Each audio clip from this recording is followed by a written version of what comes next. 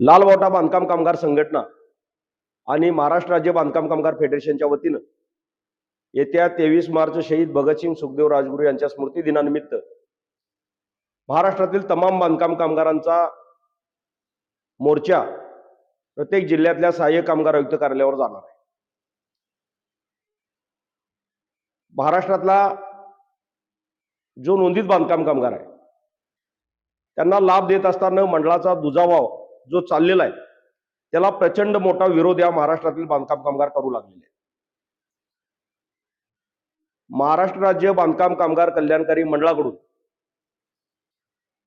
प्रत्येक जिल्ह्यातल्या प्रत्येक तालुक्यामध्ये जिथं संख्या असेल तिथं 2 नसेल तर प्रत्येक तालुक्यामध्ये किमान 1 कामगार सुविधा केंद्र उघडलेले आहेत। नोंदणी असू दे, नूतनीकरण किंवा लाभाचे अर्ज हे ऑनलाईन भरल्यानंतर त्याला कामगार सुविधा केंद्रामध्ये त्या कामगाराला व्हेरिफिकेशनची तारीख दिली जाते। आता ती तारीख दिल्यानंतर त्या ठिकाणी कामगाराचं व्हेरिफिकेशन होतं आणि व्हेरिफिकेशन झाल्यानंतर त्या कामगाराचं त्यानंतर नोंदणी अधिकारी त्याचे अर्ज मंजूर करतात। ही जरी प्रोसेस दिसायला सोपी वाटत असली तरी नोंदणी, नूतनीकरण, लाभाचे अर्ज मारत असताना कामगारांना ज्या काही तारखा पडतात त्या तारखा 6 महिन्याच्या पुढच्या तारखा नूतनीकरणासाठी पडत आहेत आणि एकदा अर्ज ऑनलाईन केला की 6 महिन्यानंतरची त्याची व्हेरिफिकेशनची तारीख पडते। कामगार सुविधा केंद्रामध्ये जाऊन त्यानं व्हेरिफिकेशन करायचं आणि तिथं गेल्यानंतर तो अर्ज चेक केल्यानंतर त्यानंतर नोंदणी अधिकाऱ्याने ते अर्ज चेक करायचे। त्याच्यामध्ये किमान 6 महिन्याचा कालावधी जातो आणि त्यामध्ये एखाद्या कामगाराची जर चुकून त्रुटी लागली, अनावधानानं लागलेली त्रुटी असेल किंवा नोंदणी अधिकाऱ्यानं मुद्दामून काढलेली त्रुटी असेल, ही त्रुटी लागल्यानंतर परत त्या कामगारानं त्याचा अर्ज रिजेक्ट झाल्यानंतर परत अर्ज नूतनीकरण करायचा आणि नूतनीकरण करून केल्यानंतर त्याला परत तारीख मिळणार, पडताळणीची तारीख मिळणार, कामगार सुविधा केंद्रामध्ये जाणार आणि परत तो अर्ज तपासणार।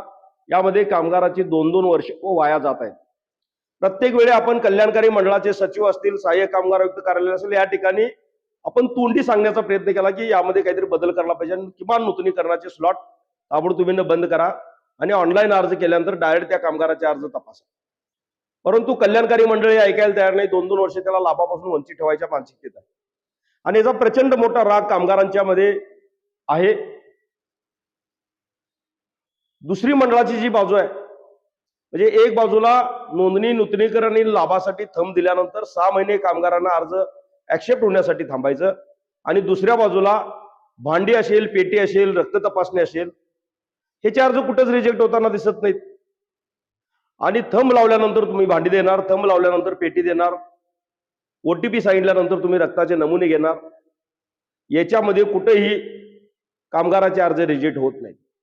म्हणून आमच्या मंडळाला सवाल आहे किंवा आमची मंडळाकडे मागणी आहे की ज्या पद्धतीने थंब झाल्यानंतर कामगाराला भांडी मिळतात, पेटी मिळते, त्याच पद्धतीने थंब झाल्यानंतर लगेच नूतनीकरणाचा मेसेज आला पाहिजे, लगेच लाभाचा अर्ज मंजूर झाला पाहिजे, लगेच नोंदणीचा अर्ज मंजूर झाला पाहिजे, तरच ही थंब सिस्टीम ठेवा।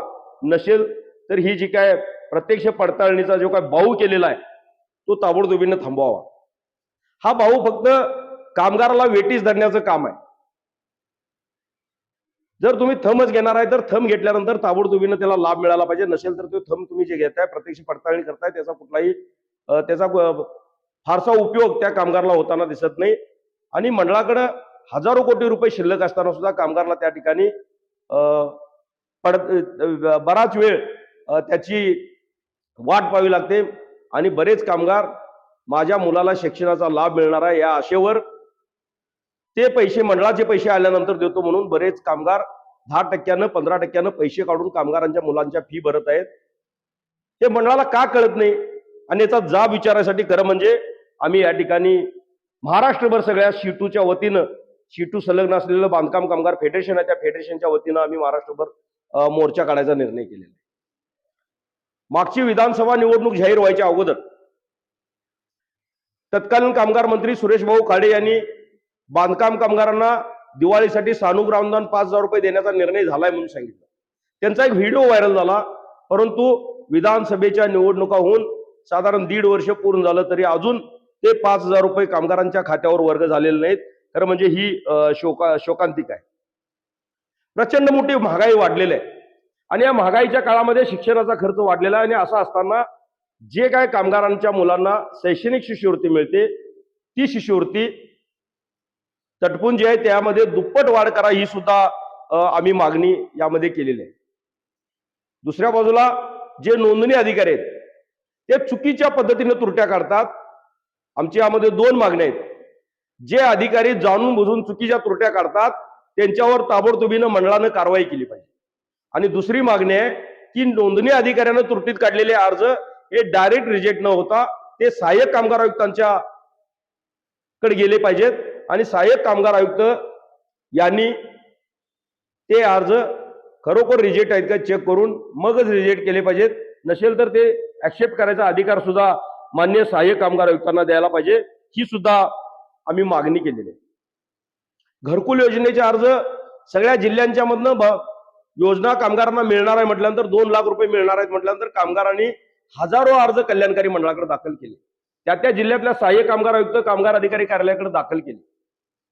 सहाय्यक कामगार आयुक्त कार्यालयाने सुद्धा ते अर्ज प्रत्यक्ष जाग्यावर जाऊन त्या कामगारांची जागा पडताळणीचं काम केलं.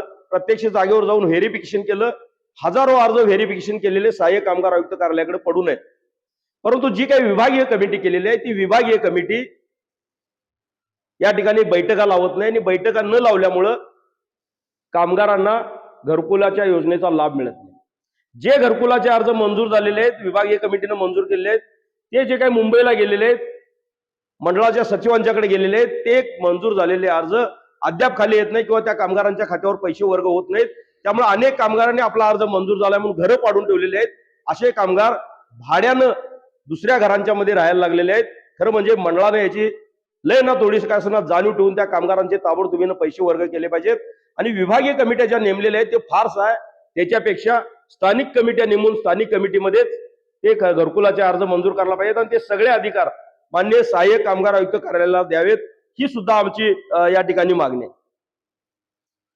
सेवा हमी कायद्याची अंमलबजावणी सेवा हमी कायदा महाराष्ट्र सरकारनं बांधकाम कामगारांसाठी केला तर त्याची अंमलबजावणी होताना कल्याणकारी मंडळाकडे दिसत नाही. आमची या ठिकाणी मागणी आहे या मोर्चामध्ये 23 तारखेच्या की सेवा हमी कायदा जो लागू झालेला आहे त्या सेवा हमी कायद्यामध्ये मृत्यू लाभाचे अर्ज 30 दिवसात मंजूर करायचे आहेत. नोंदणी नूतनीकरणाचे अर्ज 60 दिवसामध्ये मंजूर करायचे आहेत. इतर लाभ जे आहेत शैक्षणिक असतील किंवा इतर लाभ जे आहेत ते 90 दिवसामध्ये मंजूर करायचे आहेत. त्याची ताबडतोबीनं अंमलबजावणी झाली पाहिजे.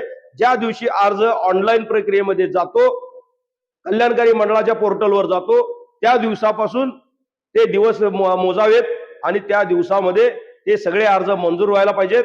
ही सुद्धा आमची मागणी आहे. सेवा हमी कायद्याची कडक अंमलबजावणी झाली पाहिजे. नसेल तर दप्तर दिरंगाई खाली त्यांच्यावर कारवाई अधिकाऱ्यांच्यावर केली पाहिजे. ही सुद्धा मागणी खरं म्हणजे आम्ही या मोर्चामध्ये लावून धरलेली आहे. कल्याणकारी मंडळ बांधकाम कामगारांना नोंदणीसाठी नूतनीकरणासाठी आणि लाभासाठी अपॉइंटमेंट लेटर देतं. या तारखेला तुम्ही जावा आणि त्या ठिकाणी थंब द्या तुमची कागद घेऊन या म्हणून एक पत्र दिलं जातं.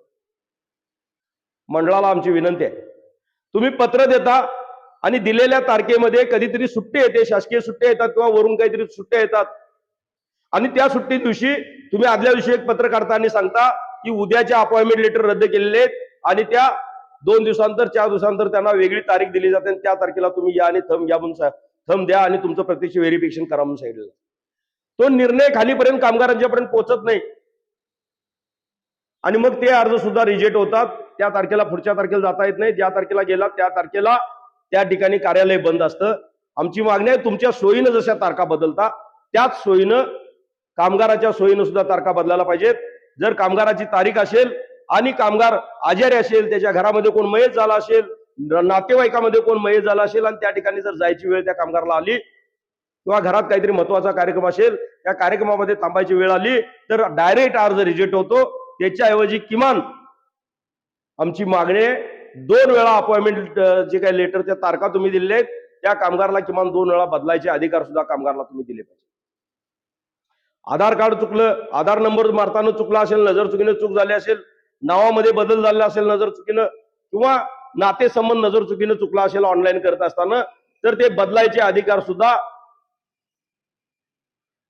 कामगारांना दिले पाहिजेत. त्याच्यासाठी ऑप्शन दिला पाहिजे पर्याय दिला पाहिजे आणि ही सुद्धा आमची मागणी आहे। एखादा कामगार मयत झाला, त्याची मुदत संपलेली आहे आणि मुदत संपल्यानंतर कामगार लगेच 8-15 दिवसामध्ये, महिन्या 2 महिन्यामध्ये मयत झाला, तर त्या कामगाराला ग्रेस पिरियड जो आहे, कामगाराची मुदत संपल्यानंतर 1 वर्ष पुढं त्याला ग्रेस पिरियड आहे त्याची नोंदणी करण्यासाठी, रिन्युअल करण्यासाठी, तर त्या ग्रेस पिरियड मधल्या कामगारांना मृत्यू लाभाचा अर्ज मंजूर करून वारसांना तो दिला पाहिजे, ही सुद्धा आमची मागणी आहे। ग्रेस पिरियड पकडला पाहिजे। मुदत संपल्यानंतर ग्रेस पिरियड मध्ये जर कामगार मयत झाला असेल तर मृत्यू लाभाचा लाभ त्याच्या वारसांना मिळाला पाहिजे, ही आमची त्यामध्ये मागणी आहे। आपण कायद्याच्या बाहेर काहीच मागत नाही, कायदेशीर सगळं मागत आहात, कायदेशीर हक्क मागतो, तर त्यामध्ये सुद्धा ते आम्हाला मिळालं पाहिजे, ही आमची मागणी आहे। बांधकाम कामगारांच्या मुलीच्या लग्नासाठी 51,000 रुपये कल्याणकारी मंडळ, आज सोन्याचा भाव 1,80,000 पर्यंत गेलेला आहे। कामगारांना मंगळसूत्रामध्ये सुद्धा जर सोनं घालायचं म्हटलं, अर्धा तोळं सोनं घालायचं म्हटलं तर किमान 80,000 रुपये खर्च येतो। आणि बाकीच्या मानगडी जर बघितला, शेवटी जरी आपण किती जरी काय म्हटलं तर लग्नामध्ये जो काय खर्च होतो तो खर्च कामगारांना न परवडणार आहे। आणि म्हणून आमची मागणी आहे, तुम्ही मुलीसाठी 51,000 रुपये देता, ते 1,00,000 रुपये करा। मुला मुलींच्या लग्नासाठी 1,00,000 रुपये तुम्ही मंडळानं द्यायला पाहिजेत, अशी सुद्धा मागणी आम्ही या निमित्तानं खरं म्हणजे करतोय। मृत्यू झालेल्या कामगाराच्या वारसांना लाभ देत असताना मंडळानं काही 2 जाचकाठी टाकल्या आहेत, वयाच्या आत टाकलेल्या आहेत। 51 वर्षाच्या आतला कामगार मेला, मयत झाला, तर त्याला 24,000 आणि 10,000 रुपये असे 34,000 रुपयेच मिळणार। आणि 51 वर्षाच्या पुढचा कामगार मेला तर 5,00,000 रुपये, आणि नैसर्गिक मृत्यू झाला तर 2,00,000 रुपये, आणि अपघाती मृत्यू झाला तर 5,00,000 रुपये देणार, अशा पद्धतीची अट आहे। आमची संघटना म्हणून मागणी आहे, महाराष्ट्रातल्या बांधकाम कामगार फेडरेशनच्या वतीनं आमची मागणी आहे की जर एखादा बांधकाम कामगार मयत झाला, त्याचं वय तो त्याची वयाच्या आड त्याला न लावता त्याला 5,00,000 रुपये त्याच्या वारसाला खरं म्हणजे अर्थसहाय्य मिळालं पाहिजे, ही आमची यामध्ये मागणी आहे। कोल्हापूर जिल्ह्याच्या वतीनं दुसरी एक मागणी आहे, पन्हाळा तालुका भौगोलिक परिस्थिती फार मोठी आहे आणि त्यामध्ये पन्हाळ्यामध्ये एकच प्रॉपर पन्हाळ्यामध्ये कामगार सुविधा केंद्र आहे। तर आमची मागणी आहे की कळे सेंटर या ठिकाणी सुद्धा, कळे कॅन्टीन या ठिकाणी सुद्धा एक कामगार सुविधा केंद्र व्हायला पाहिजे, अशी आमची मागणी आहे। आणि नूतनीकरणासाठीची सगळ्यात महत्वाची जी आमची मागणी आहे ती नूतनीकरणाचे जे काय अर्ज आहेत त्याला कुठल्याही पद्धतीचा स्लॉट लावता कामा नये, ते अर्ज ऑनलाईन पोर्टलवर गेल्यानंतर 1 महिन्याच्या आत अर्ज नूतनीकरण व्हायला पाहिजेत। सगळ्यात महत्वाची त्याच्या पुढची मागणी आहे मेडिक्लेम योजना। खरं म्हणजे मेडिक्लेम योजना अतिशय मंडळाचं मी या ठिकाणी अभिनंदन करतो। 2015ला जी मेडिक्लेम योजना बंद पडली होती ती मेडिक्लेम योजना तुम्ही सुरू केलात, तुमचं अभिनंदन। पण मेडिक्लेम योजना सुरू झाल्यानंतर कामगाराला जर 2-2 वर्ष नूतनीकरण व्हायला वेळ लागत असेल तर कामगाराला त्या मेडिक्लेम योजनेचा कुठलाही फायदा होताना दिसत नाही। आज बहुतांशी कामगार मंडळाकडे नोंदीत असताना सुद्धा रिन्युअल नाही म्हणून, फक्त रिन्युअल नाही म्हणून त्यांना लाखो रुपये बाहेर खाजगी दवाखान्यांच्या मध्ये घालून उपचार करावे लागतात। आमची या कल्याणकारी मंडळाकडे मागणी आहे, नूतनीकरणासाठी अर्ज जर कामगारानं मारला असेल आणि त्याला जर अपॉइंटमेंट लेटर दिला असेल तर ते अपॉइंटमेंट लेटर ग्राह्य धरून त्या बांधकाम कामगाराला दवाखान्यामध्ये मोफत उपचार झाले पाहिजेत किंवा त्याला मेडिक्लेम योजनेचा लाभ घेता आला पाहिजे, अशा पद्धतीची मागणी खरं म्हणजे आम्ही या मोर्चामध्ये करणार आहे। भर उन्हाळ्यामध्ये 23 मार्चला आम्ही मोर्चा काढतोय। मंडळाला माझी विनंती आहे, हे प्रश्न क्षुल्लक आहेत परंतु मंडळ हे प्रश्न क्षुल्लक म्हणत नाही, मंडळाला हे प्रश्न क्षुल्लक वाटत नाहीत। तुम्ही एसी मध्ये बसून काही निर्णय करणार आणि एसी मधून केलेले निर्णय तुम्ही कामगारांच्यावर लादणार। जी या ठिकाणी तुम्ही सेंटर निवडलेले आहेत पीटी वाटप, भांडी वाटपाची, त्या ठिकाणी काय सेवा सुविधा आहे तुम्ही जरा येऊन एकदा बघा। त्या ठिकाणी संडास बाथरूमची, टॉयलेटची कुठलीही व्यवस्था नाही, उन्हामध्ये कामगार त्या ठिकाणी उभा राहताना लाईन मध्ये दिसतोय आणि अशा परिस्थितीमध्ये कुठेही त्याची सुविधा नाही।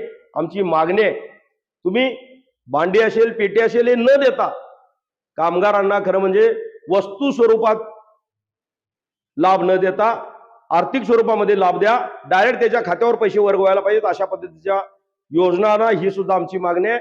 मी सर्व या कोल्हापूर जिल्ह्यातल्या आणि महाराष्ट्रातल्या तमाम बांधकाम कामगारांना विनंती करतो या निमित्ताने। आपली नोंदणी आहे, नूतनीकरण आहे. जे जे कामगार नोंदी झालेले आहेत, ज्या ज्या कामगारांना लाभ मिळालेले नाहीत, मग भांड्याचा लाभ असेल, पीटीचा लाभ असेल, बाकीचे शैक्षणिक लाभ असतील, हे ज्या ज्या कामगारांचे पेंडिंग आहेत, त्या सर्व कामगारांनी 23 मार्चच्या मोर्चामध्ये मोठ्या संख्येनं भागीदारी केली पाहिजे. मी सांगतो, हे कल्याणकारी मंडळ जे आहे आणि हे प्रशासन आहे, जोपर्यंत आपण मोठी ताकद दाखवणार नाही तोपर्यंत हे वटणीवर येणार नाही. इथून पुढे आपण संघटितरित्या ह्या प्रशासनावर प्रेशर टाकून, दबाव टाकून आपली कामं लिगली करून घेतली पाहिजेत. त्यामुळं तमाम बांधकाम कामगारांना माझी विनंती आहे, आपण या 23 तारखेच्या मोर्चामध्ये तुम्ही कुठनंही नोंदणी झालेला असाल, कुठूनही लाभाचे अर्ज भरला असला तरी मोर्चा हा आपल्या सगळ्यांच्या मागणीसाठी आहे. हे डोक्यात ठेवून आपण मोठ्या ताकदीनं या 23 मार्चच्या मोर्चामध्ये सहभागी झालं पाहिजे.